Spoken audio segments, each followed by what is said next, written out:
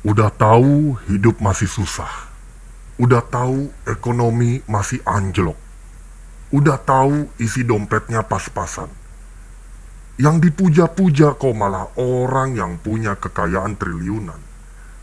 Parahnya, rata-rata di antara para pemujanya adalah mereka yang bahkan untuk ngisi token listrik kontrakan saja udah kayak puasa Senin Kamis.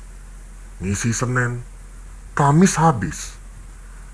Aduh bos, yang bener aja. Kalian begitu membabi buta, memuja dan mengeluh-elukan sosok yang saldo ATM-nya aja udah gak perlu diintip pas selesai gajian. Bahkan orang yang kalian idolakan ini menjalani pendidikannya saja di Singapura, Malaysia, Swiss, sampai ke Inggris. Kalian boro-boro ke luar negeri. Mau ke Indomaret aja, udah ngedumel duluan gara-gara lihat ada tukang parkir.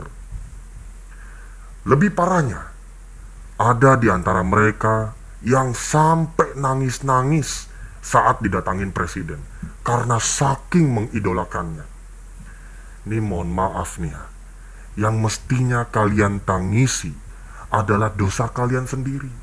Yang mestinya kalian tangisi adalah saat bapak ibu kalian berobat tapi tidak mendapat pelayanan yang layak. Yang harusnya kalian tangisi adalah anak-anak kalian yang gak bisa makan.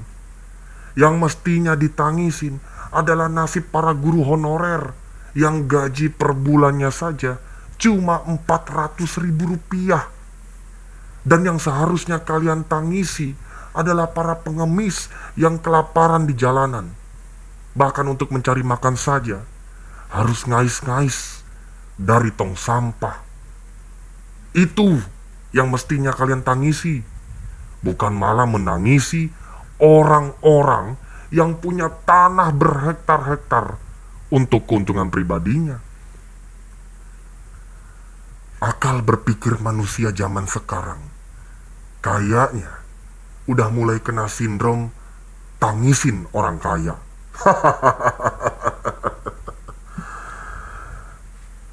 Begini ya, Bapak Ibu, mari kita pakai logika. Pemimpin-pemimpin di Indonesia ini merupakan orang yang dipilih secara langsung. Ketika terpilih, mereka disumpah dan berikrar untuk melayani bangsanya dengan segenap hati dan sepenuh jiwa. Maka segala tindakan dia tentu harus dikawal, harus dipantau, harus dikomentarin.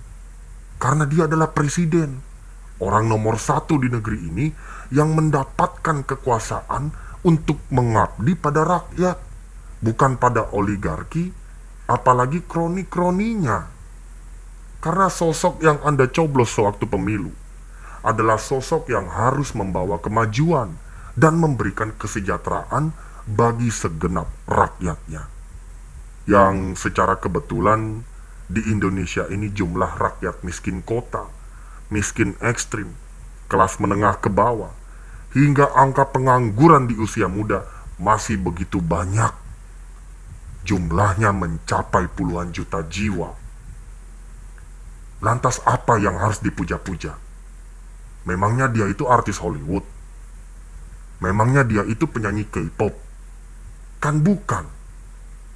Maka sudah sepantasnya dan sewajarnya kalau ada pihak-pihak yang akan terus bersuara dan berkomentar terhadap kepemimpinan presiden, siapapun presidennya dan kapanpun masa jabatannya. Sebab di pundak presidenlah ratusan juta rakyat menggantungkan nasibnya untuk bisa merasakan kesejahteraan dan kemakmuran. Kalian masih ingat ketika ada menteri yang bikin kebijakan menghentikan distribusi gas 3 kilo ke warung-warung?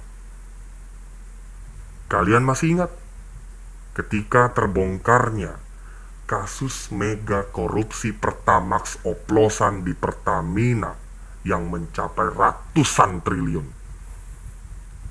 Apa yang kalian lakukan? Kepada siapa kalian berteriak?